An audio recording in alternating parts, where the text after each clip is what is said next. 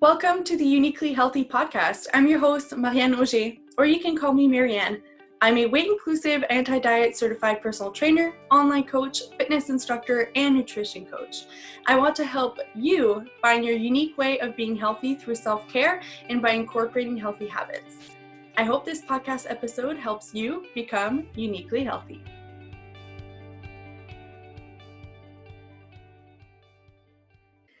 So in today's episode, I wanted to come on, do a solo episode on self-compassion. It's a topic that I address all the time on social media with my clients, but it's also a topic that it's easier said than done, and we are also so much more compassionate towards other people than ourselves. So I want to talk about how to be compassionate towards ourselves. So how to be self-compassionate and give you some tips. And the idea actually came from someone that asked me a question in one of my classes. So I was teaching a spin class, and at the end of the class, a gentleman asked me, "What's your fitness tip for this week?" And I was taken aback at first, and I was like, I don't know. What is my fitness tip, And the first thing that popped up in my head was self-compassion. And when I said self-compassion, I could see the eyes in the room. Everyone was a little bit like, what does that have to do with fitness?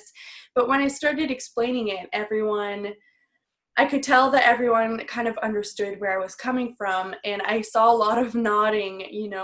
People were, I should probably be a little bit more compassionate with myself. So let's dive into this topic. I'm really excited.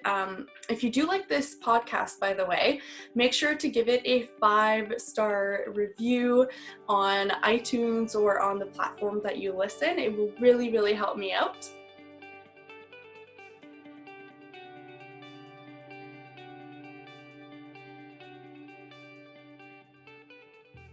Let's start by talking about what is self-compassion.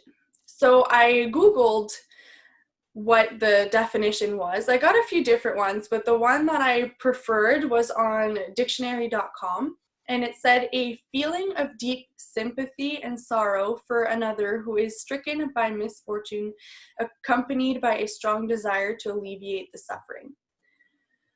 So that was my favorite definition of all the ones that I found. For me personally, I kind of see self-compassion as being kind to yourself and empathetic.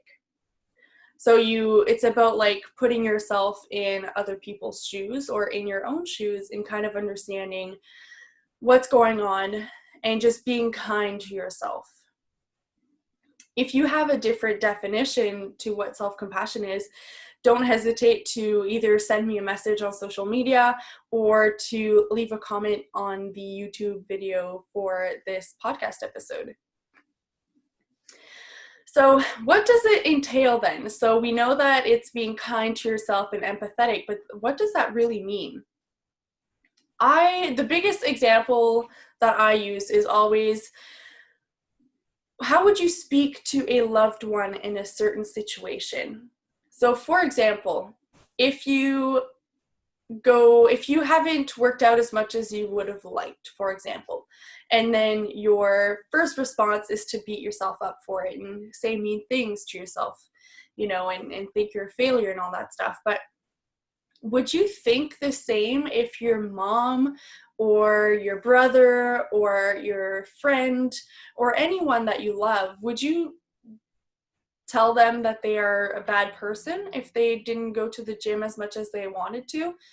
So the answer is, I hope, is no. So if the answer is no, then why do you beat yourself up for those things if you wouldn't beat someone you love for those things? So that's always like the first thing I like to think about. So if in a certain situation, you go to a restaurant and then you eat a little bit more above comfortable fullness, right? And then you kind of feel guilty about that, which you shouldn't, by the way.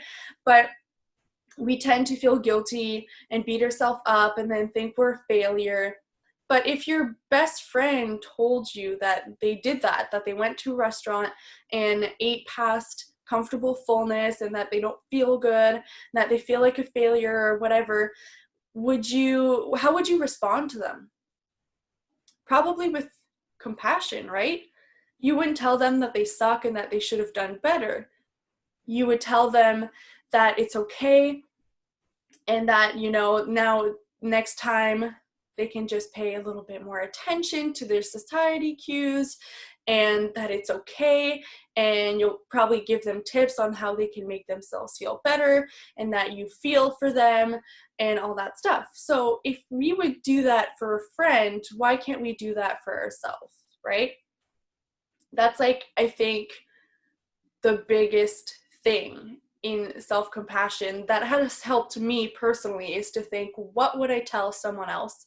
And then kind of apply it to myself. Another thing you can do is, in a certain situation where you find yourself constantly being mean to yourself and, just not being kind, you can ask your friends and family and say, hey, I keep telling this about myself to myself. How would you respond to that? How would you show compassion? And then with their answer, you can apply that to yourself and talk to yourself based on what they said. So that would be a great way to start learning how to apply self-compassion, by seeing what other people would say in that situation and then apply it to yourself. You can also pay attention to what people are saying in general in certain situations where someone talks about how they feel, and you can listen to how someone else responds and then see, is that the kind of compassionate answer that I would be looking for? And if it is, then you can kind of apply it to yourself. Another thing that has helped me is to write in a journal what you would tell someone else in that situation and then apply it to yourself. Or sometimes I find writing down, let's say I keep telling myself that I don't like my arms because they're too big, and that's something I keep telling myself in my head. Well, then in my journal I could go and write on one side the negative, thing I'm telling myself, that my arms are too big or whatever. And then next to it, I can kind of look for either a more neutral or more positive thing to say. So that could be I appreciate my arms for allowing me to pick my kids up or to lift heavy things in the gym. And that way, now with your journaling, it allows you to kind of take a moment and transfer that negative thought into a more neutral or positive one. Because sometimes it's hard to think about just in the moment, but when you journal, then you'll have an idea of how you want to change your sentences in your head and the way you talk to yourself. I think one of the biggest thing too is to be aware when you're mean to yourself. I find oftentimes I'll have clients and they'll say something mean to themselves, and then suddenly I'll say something like, oh, this is a no negative self-talk zone, and then it takes them aback and they're like, oh, because most of the time they don't even realize that they have been mean to themselves, right? So when I made them realize that, then they kind of changed, they noticed it, at least I should say. So they noticed it, and then after that, the step is to try to turn it into something more neutral or positive. And that takes a lot of time, and it's just about being aware of the mean things you tell to yourself on the inside in your head, but also on the outside. Like when you talk to your friends, do you say mean things about yourself?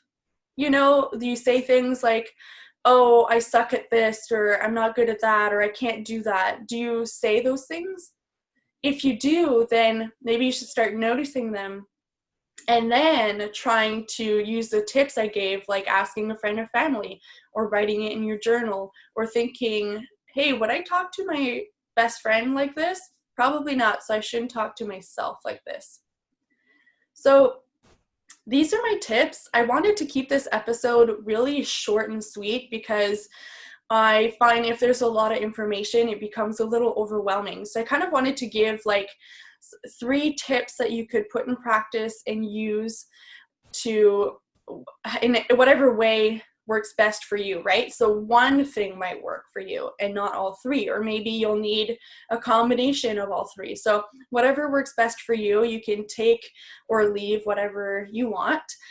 And I hope this really helps you be more compassionate with yourself and show yourself a little bit more self-love, because we all deserve it. I always say this, but we are the only person that will stay with us our whole lives. We can count on ourselves all the time because we're always going to be there. So instead of spending that time hating ourselves and always being at war with our bodies and ourself and everything about us, then maybe we should start embracing all our flaws and all our attributes and all that stuff, right? How about we start slowly but surely building that relationship with ourselves and becoming our best friend? It sounds really crazy when said just like this, especially if you're in a position right now where you really don't like yourself. But I promise you it's something that can happen with some work. And I really hope you find that place because you truly, truly, truly deserve it.